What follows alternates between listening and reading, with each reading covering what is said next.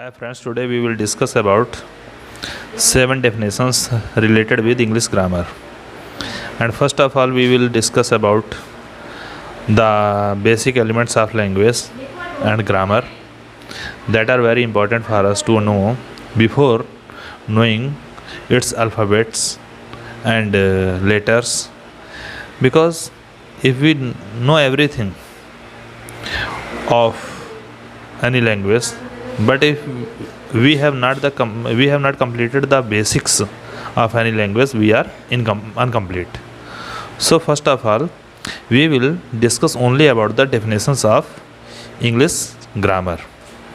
So first of all, whenever we talk about any language, we must know the definition of it. First of all, we will discuss about the definition of language. As you see on the notebook, what is the language? What is language? Most of us know the language we use in our daily life, but even then we can't explain it. So this definition is related with it, that language is the system of communication. Language is the system of communication. Whatever we communicate with each other, जो भी हम एक दूसरे के साथ communicate करते हैं, बात करते हैं, it is language in speech और writing, in speech and writing. And when we communicate with anybody, we try to express our ideas and feelings. We tell him either through our speech or by writing. That is used by the people of a particular country. So language is the means of communication that is used by the people of any particular country. So overall we can see the language, the definition of language is the system of communication in speech and writing that is used by the people of a particular country. So I think you must have understood it. चलिए अब इसको हिंदी में देख लेते हैं कि language क्या है, भाषा क्या है. तो किसी भी भाषा को सीखना है उसके पहले उसकी डेफिनेशन हमें जानना ज़रूरी है. तो language is the system of, कि भाषा है एक सिस्टम ऑफ कम्युनिकेशन, मीन्स विचारों का आदान प्रदान करने का, कम्युनिकेशन जो करते हैं हम लोग, इन स्पीच भाषण में, बात में, एंड राइटिंग और लेख में, जो हम लिख करके देते हैं या बोल कर बताते हैं, जो भी अपने विचारों का आदान प्रदान करते हैं, उसका जो सिस्टम है वही एक लैंग्वेज है. That is used by the people, जो लोगों के द्वारा प्रयोग किया जाता है, ऑफ पर्टिकुलर कंट्री, किसी विशेष देश की. जैसे ये नहीं कि सभी देशों में एक ही लैंग्वेज बोली जाएगी. इंडिया में हिंदी है, इंग्लैंड में इंग्लिश है, अलग अलग देशों में अलग अलग भाषाएं बोली जाती हैं. So guys, I think you must have understood the real definition of language. That language is a system of communication in speech and writing that is used by the people of particular country. Next definition is grammar. So before knowing any language we must know its grammar also. So its question is, what is grammar?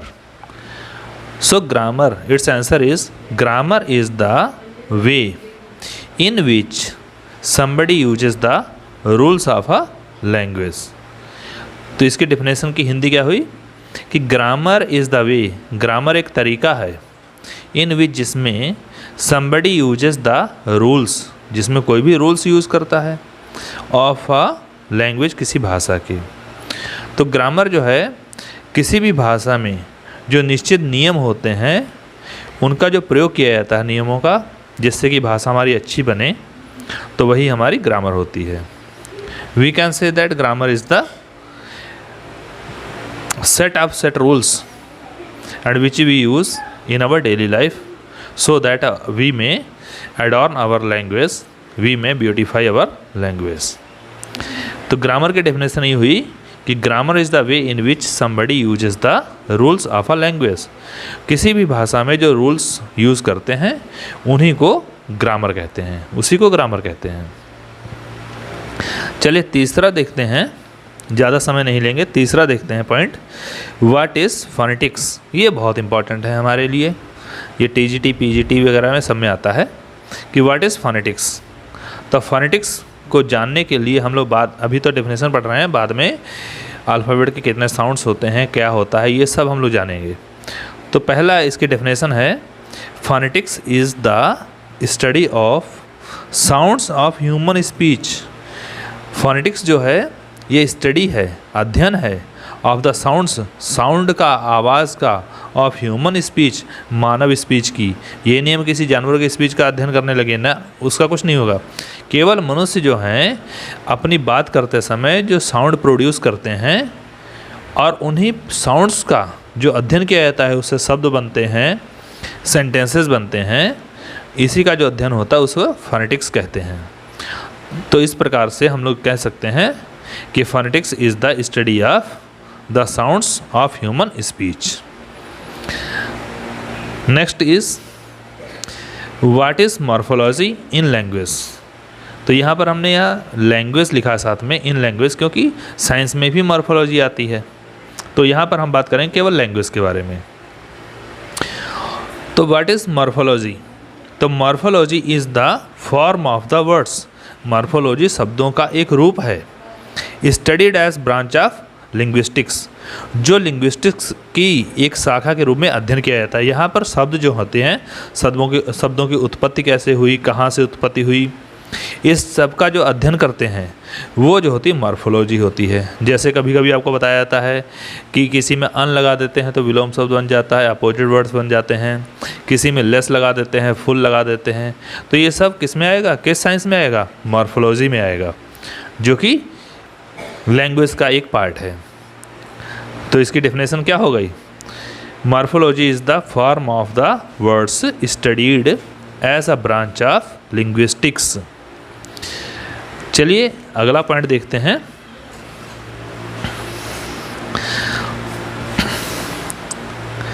What is morpheme. Morpheme भी एक प्रकार का study है जो language में प्रयोग होती है। तो morpheme is the smallest unit of meaning that a word in a particular language can be divided into. जैसे कोई एक बड़ा शब्द है, उसको कितने टुकड़े किए जा सकते हैं, उनमें से कौन कौन सी मीनिंग निकल सकती है, इस सब का जो अध्ययन किया जाता है वो मॉर्फीम में होता है। जैसे कि हम देख सकते हैं इसके एग्जांपल कि यूजुअल, जैसे यूजुअल शब्द है, मेन अपना वर्ड, रूट वर्ड कौन सा, यूजुअल। अब यूजुअल में हमने अगर अन लगा दिया तो ये अपोजिट वर्ड हो गया, तो ये बना अनयूजुअल। और इसी को हमने एडवर्ब बनाना है, अन तो लगा ही है और साथ में यूजुअल में एल वाई लगा के एडवर्ब बना दिया, अनयूजुअली बन गया। तो इस प्रकार से हमारा जो अनयूजुअली वर्ड है इसमें 3 पार्ट्स हो गए, अन अलग हो गया, यूजुअल अलग हो गया, एल वाई अलग हो गया। तो इस प्रकार से हमने 3 का अध्ययन किया कि यूजुअल में अन लगाने से अपोजिट बन गया और एल वाई लगाने से एडवर्ब बन गया। तो इस प्रकार से मॉर्फीम जो है ये it is the smallest unit of meaning that a word in a particular language can be divided into. There are a number of words that are very lengthy, and if we divide them we can go into the deep division of each and every word. So guys, I think you must have also understood this point. Now we will discuss about the 6th point, that is about communication. That is about the communication. We have talked about language in the earlier question. So here we will discuss about it. Answer is communication is the act of sharing or exchanging information, ideas or feelings. Communication is the act, communication एक कार्य है, of sharing means share करने का, एक दूसरे से बदलने का, और एक्सचेंजिंग आदान प्रदान करने का, इन्फॉर्मेशन में सूचना को या हमारे आइडियाज़ को, और फीलिंग्स या फीलिंग्स को।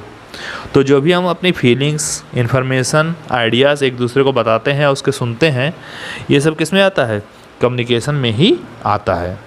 तो कम्युनिकेशन एक प्रकार का एक्ट है जो हमारे आइडियाज़ को, इन्फॉर्मेशन को शेयर करने में हमारी मदद करता है।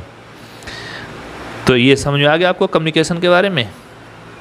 चलिए अब इसके बारे में जाना। कम्युनिकेशन के भी 5 मोड्स होते हैं। तो what are the 5 modes of communication? Communication के 5 मोड्स कौन से हैं? तो कम्युनिकेशन के 5 मोड्स क्या हैं? जिस तरीके से हम बात करते हैं या हम आपको अपनी बात बताना चाहते हैं, आपकी बात को सुनना चाहते हैं, तो आप खुद आइडिया लगा सकते हैं। You can guess that we use different modes of our language. Like first of all we use verbal communication in which we tell through our mouth. We can tell everything by speaking. And another is non-verbal communication. और दूसरा क्या है? non-verbal communication. ये तब देखने को मिलता है जब बातों के साथ साथ हम फेशियल एक्सप्रेशन के साथ भी कुछ ना कुछ बताया करते हैं। वर्बल कम्युनिकेशन में तो केवल हम लोग बोल करके कुछ बता देंगे, लेकिन नॉन वर्बल में क्या होगा? बोलने के अलावा भी हम लोग कुछ बताते हैं। जैसे कि हमने कोई इशारा किया किसी को, तभी वो हिंट मिल गई उसको कि क्या कहना चाहते हैं हम, या कभी कभी हम लोग ऐसे ही कोई फेशियल एक्सप्रेशन दिखा देते हैं तो उससे पता चलता है कि हम नाराज़ हैं या खुश हैं। तो ये नॉन वर्बल कम्युनिकेशन में आता है। Third is written communication. और कहीं कहीं पर हम जो कुछ बातें होती है उसको लिख करके हम किसी को बताते हैं, तो ये भी तो हम अपना आइडिया ही दूसरे को बता रहे हैं। तो ये रिटन फॉर्म होती है कम्युनिकेशन की, हम लिख करके भी बता सकते हैं। अब फोर्थ नंबर है लिसनिंग।